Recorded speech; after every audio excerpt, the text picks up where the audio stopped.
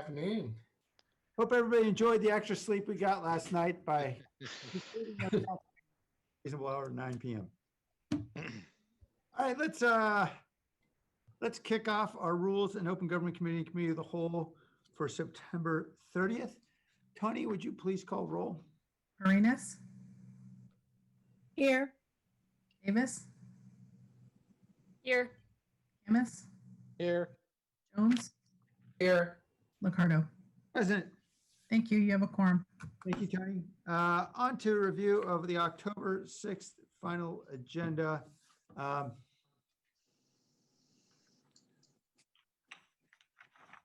We'll start with a review on pages 5 and 6. I believe on ceremonial items, there will be an ad that is Indigenous Peoples Day will be added. Okay, so Henry's working on that. And I think that proclamation will make its way to all our colleagues if they'd like to sign.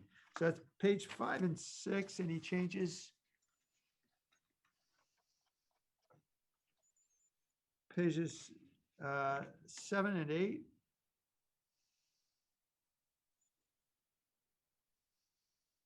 Pages 9 and 10.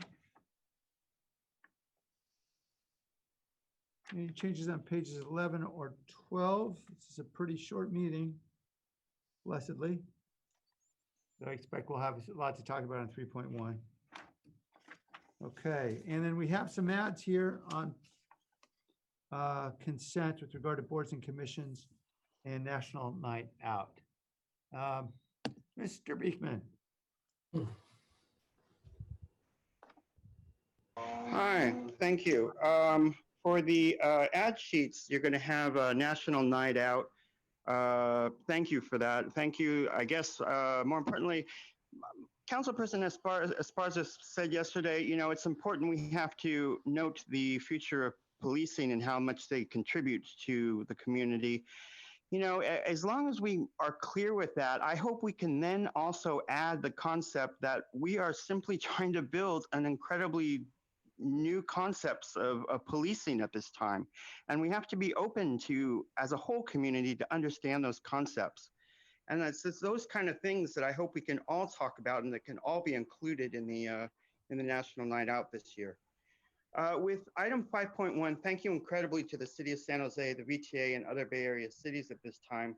There may be a plant, a tree, and a flower that is possibly starting to grow in the current attention and funding for bicycle and pedestrian programs at this time. It is logical and simple. There has been from years of work, efforts, and determination of many people at the local level, trying to build a future of better practices, sustainability, hope, and friendship.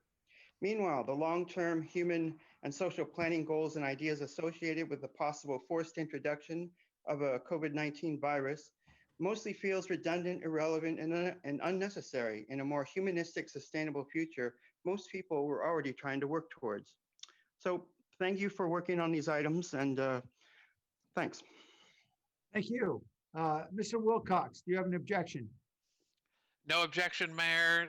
Did want to point out that the administration is not recommending or is not planning for a COVID-19 update under 3.1 for this meeting either. So Okay. other than that the council does have or the Rules Committee does have another item later on in this agenda that they may add to the 6th, but the agenda is light because of National Night Out. Oh, I see. Okay. Even though it's, okay. I was just under the impression that because we couldn't really go out, there probably wouldn't be a lot of that activity, but my colleagues probably know much more because they're much closer to what's going on with all the neighborhood associations. Are we expecting a lot of folks? I did a video. I don't know. I don't know why. The Facebook Yeah. Live event with PD. Oh, that's a good idea. Facebook Live. Maybe we'll steal that idea. That's a good And one. some of our neighborhood associations are doing like a parade to the fire stations. So we and it's just a drive-by parade Okay. to drop off some goodies to firefighters. Just something that they've been wanting to do. We're going to them instead of firefighters coming to us at National Night Out. That's a nice idea. Okay, well, I guess there's stuff going on, so we'll move on then. Was there a motion? I don't think so. No. Motion to accept the agenda for Tuesday, October 6th with an ad sheet. Second. On the Okay, motion, let's vote. Arenas, Yes. Davis, Aye. Camus, Aye. Jones, Aye. Ricardo. Aye. Thank you. Thanks. On the October 13th draft agenda, that meeting is canceled, so everybody take the day off. Okay, item E is the public record. Mr. Beekman?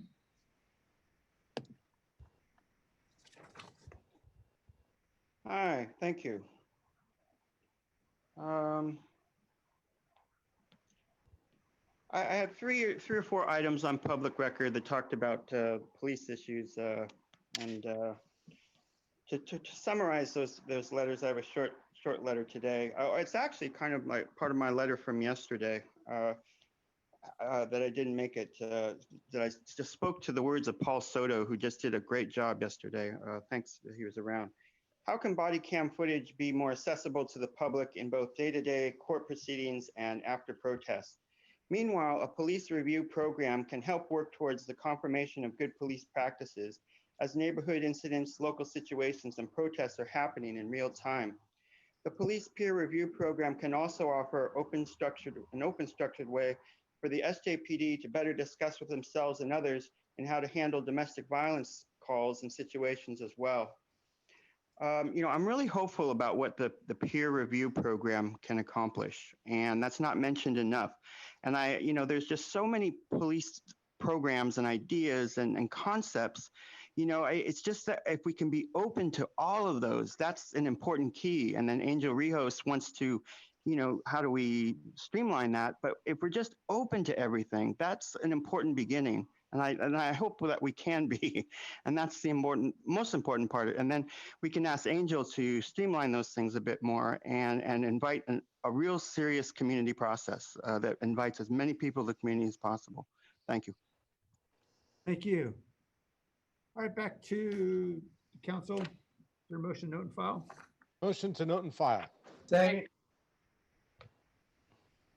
Let's vote. Arenas,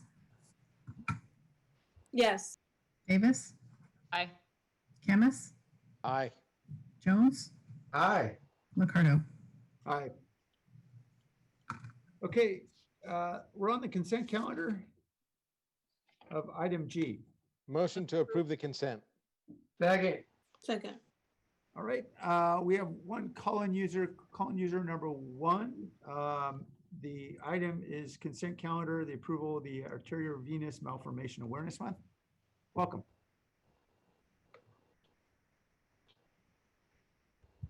I'm sorry, I didn't catch what it was.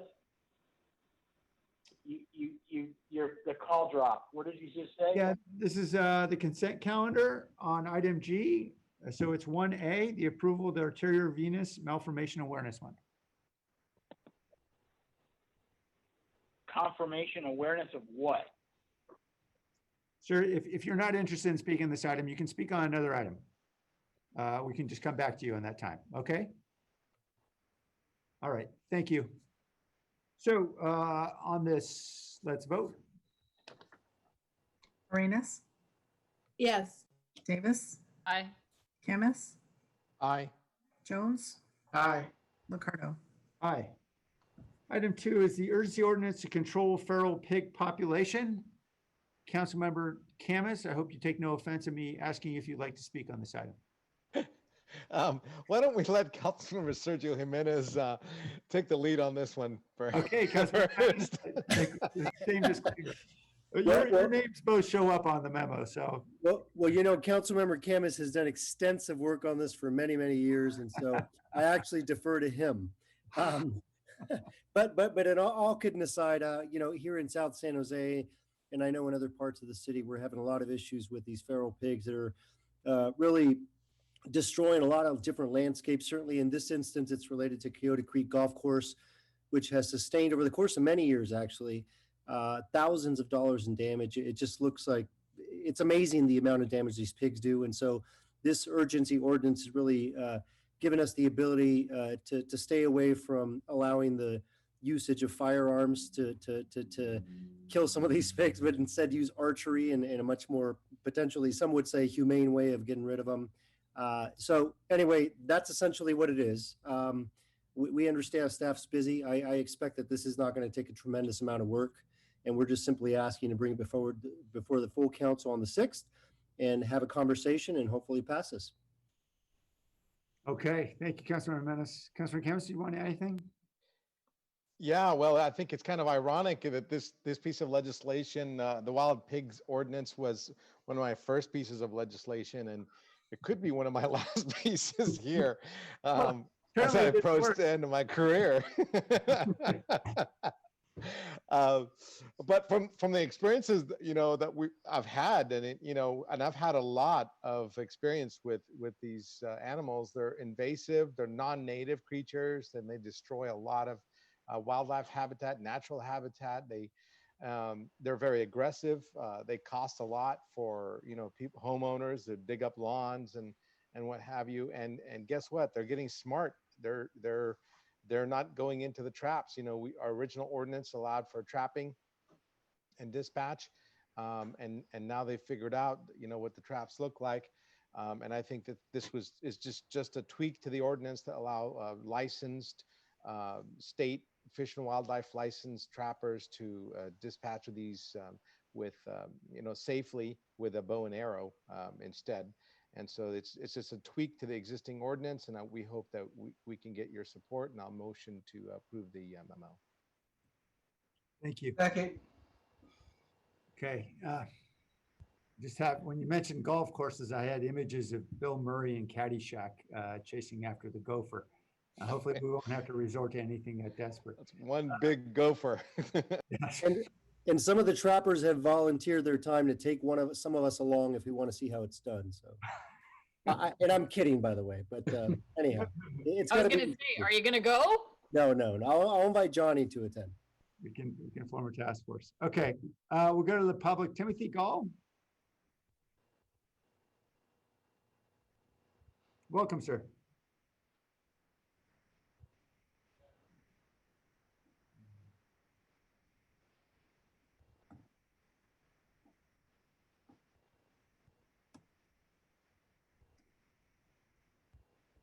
We're not able to hear you right now, Timothy.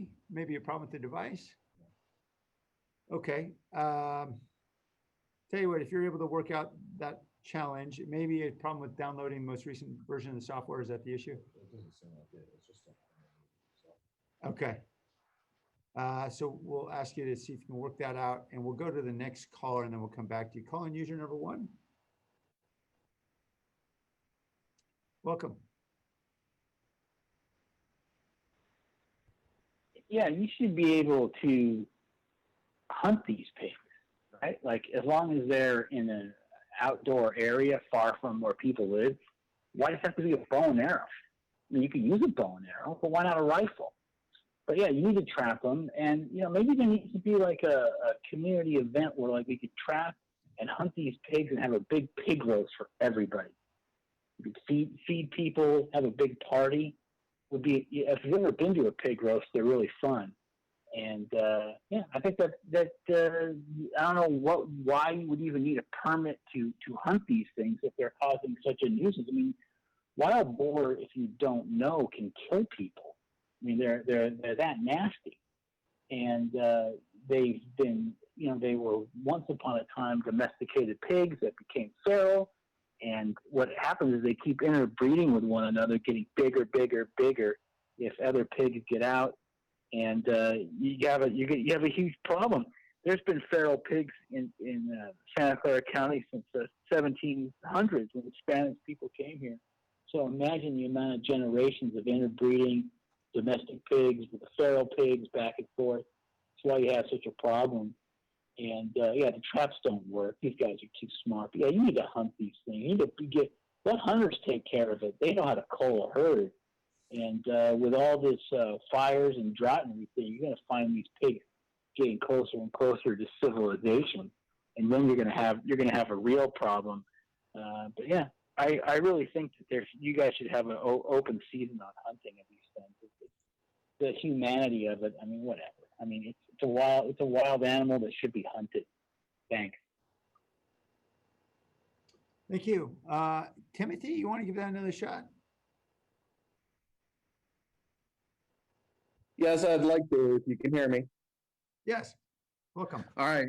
My name's Timothy Gall. I've been a licensed trapper for 10 years, and I am the current contractor for Coyote Creek. I've been trying to catch a couple of pigs. I've caught 16 this year. 2 years ago when they hired me, I took off 31 off the golf course. And this year I have 2 pigs that are constantly avoiding the trap, no matter what bait I use. And that's why I contacted the city council to ask for an alternative. Archery equipment would get it done, but it's not effective or efficient. And the reason that is you're hunting at nighttime with archery equipment in low light conditions. It would make it extremely difficult. And I'm talking 2 to 3% success rate. So after 100 attempts, I might get 2 or 3 pigs. Allowing the use of a firearm would be much more efficient and effective and cost effective to protect the property. I know you don't really consider who's pulling the trigger, but in this case, I'm asking you to. For the golf course, because it's an isolated area, I have 20 years of law enforcement behind me. I've been hunting for like 40 years. I have had other contracts such as Boulder Ridge, where I have passed on shooting pigs because it was an unsafe shot and lost the contract as a result. I'm not going to take mediocre or a moderate safe shot. It's just not worth it getting anybody hurt over pig damage to property. But the success rate would be significantly improved by using a firearm versus archery. And so I would submit that to your consideration. Okay, thank you. All right, coming back to the panel. Vice Mayor Jones? Thank you, Mayor. I believe this was one of the first things I voted on when I got on council, was addressing this issue. So my question actually is very similar to the public in terms of how is using a bow and arrow more humane than using a gun? And it just seems like shooting the pigs would be a lot more humane and efficient. So that's my first question. And the second question is to Johnny Camus. Are these pigs, how is the pigs to eat? Are they edible? Is that on the agenda? Well, So I have those 2 questions. I don't know is the answer. I could tell you that that we did have problems with the ordinance shooting a firearm within city limits. I remember that distinctly. Staff was opposed to it. And that's why I think Sergio and I went down the route of a bow and arrow. Just because, as the caller said, you would have to have somebody who has patience and somebody who's willing to lose a contract. And so not all people are as ethical as the person on the phone.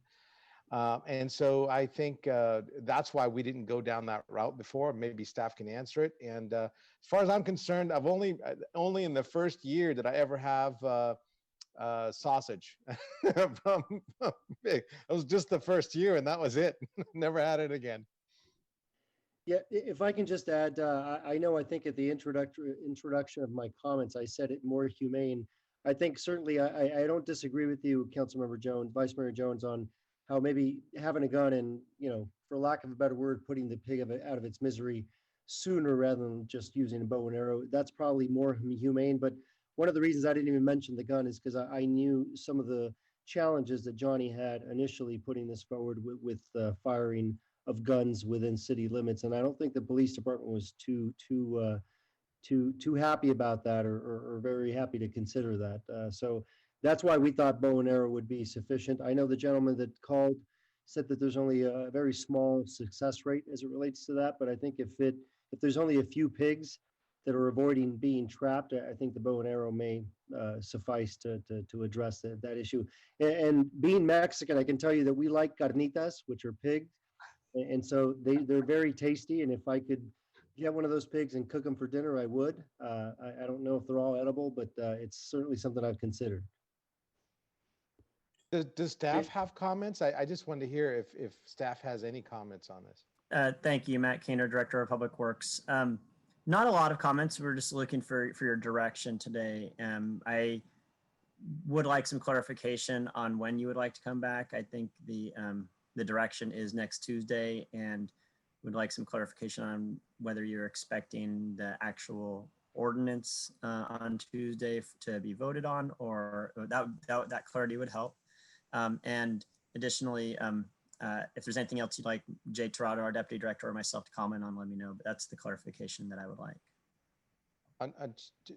If you can have it done by Tuesday, I don't think it's a huge tweak, but it's a tweak in our existing ordinance. But if you can have it done by next Tuesday, I'd welcome that. And if you have, I want to hear, that last time you guys were against firearms, and I want to hear from you. Are you guys still against using firearms in limited circumstances? So I just, without the animal being trapped, that is, you can use it if the animal's trapped, but not. Thanks for the question. I'd have to defer to our police department to respond to that. Absent any, and I haven't had a chance to talk to them prior to this meeting today. Absent that, I would just say that the position on that likely hasn't changed. Right now, the existing ordinance allows use of firearms only when they're trapped. That's correct, right, Jay? Correct. Yeah. So if you can have an answer by next Tuesday from the police department, that would be great. Will do. Okay. Any other questions? All right, so we will consider this item on Tuesday. I imagine, and you're not asking, you're just asking for this to go on the Tuesday agenda this next week. Is that right? Okay, got it. All right, let's vote then. Arenas, Yes. Davis, Aye. Camus, Aye. Jones, Aye. Ricardo. Aye. Thank you. All right, thank you. On to, I think, open forum. So we'll hear from any members of the public about any items not on the agenda. Mr. Beekman. All right, thank you. Bring it on up here. Okay, here I go. We are considering important next steps what can be the future of community and policing. We are also at a time to consider community democracy that better listens to and relies on the individual voices of its community, and that it dedicates itself towards civil rights and civil protections and open public policy ideas that can actually work as a more thoughtful, flexible, well-structured, and efficient way to function as a local democracy. This compared with a democracy as a republic, which tends to serve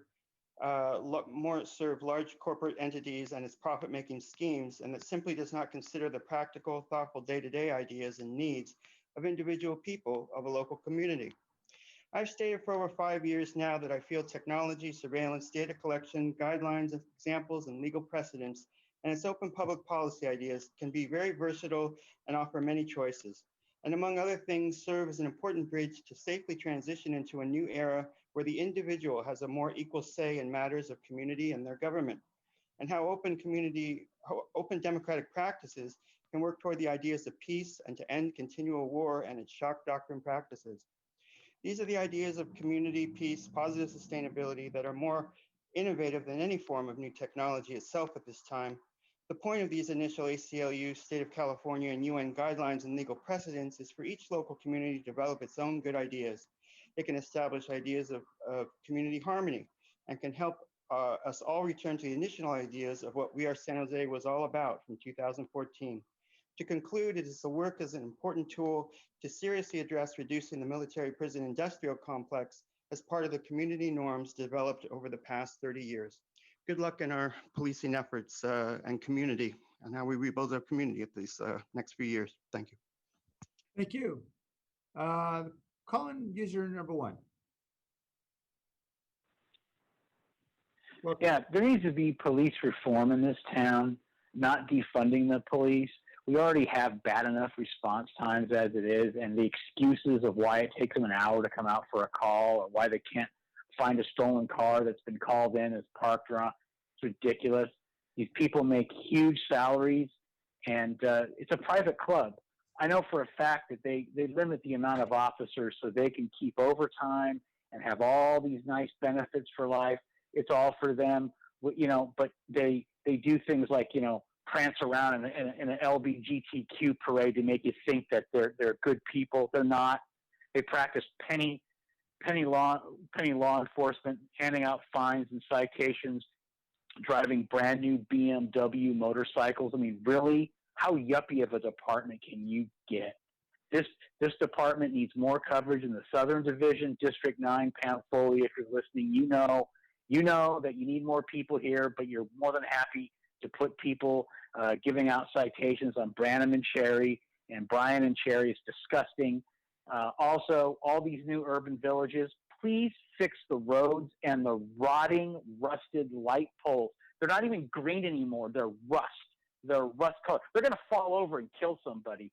I walk around my neighborhood, every single light post is completely rusted out. It looks worse than New Orleans. Matter of fact, New Orleans looks better. Can you imagine this? This city is a disgrace, and you guys need to clean up the police department. You need to clean up all the trash that's everywhere. You need to fix the roads and stop trying to build these pie-in-the-sky urban villages powered by microgrids that don't work when it gets to be 95 degrees. I'm surprised that the power hasn't even gone off yet today. This city is a disgrace. You guys need to get, and by the way, hunt the pigs with a rifle. Thank you. JT. What I liked yesterday was you guys were considering putting a time limit on topics. And to be candid, a lot of city council members literally repeat themselves multiple times. We could probably get done in 50% of the time. So I hope you do continue to put some kind of timetable on responses in the future. It makes your meetings more effective. Thanks. Thank you. Paul Soto.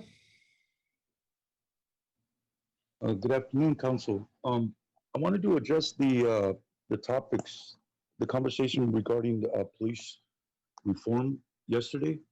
The city is at a time where there's going to be a cultural shift. All of the businesses that are coming in, all of the new housing is coming in. That's bringing in new people, and those people are bringing in their own cultural values, their own cultural norms, and they're not indigenous to this particular area. And a lot of the problems and the issues that are inherent in the police department have gone on for like many years. So you're going to have a structural police department that, number one, is going to accommodate that cultural shift and the cultural value shift, and still deal with the issues that have been permeating in the police department for over decades. And so that conversation is going to be very, very complex. There's going to have to be people that know and understand that complexity from a sociological, political, and the cultural level. And so I'm hoping that those kinds of parameters are taken into consideration when you're looking at the police department. You know, there's the one conversation that is not happening about the police department is that there is a culture there that is maintained, a culture of secrecy, that those officers will maintain. They will see another officer do something that is felonious at the time and will not report it. And the reason why they won't report it is they know that if they do report it, that it's going to be them. They're going to be hanging in the balance. That their safety is actually going to be threatened by other officers because they won't back them up on a certain kind of issue. That was illustrated with what happened to Frank Serpico in New York in the 1970s. Thank you. That's it for public open forum. So the meeting's adjourned. Thanks, everybody.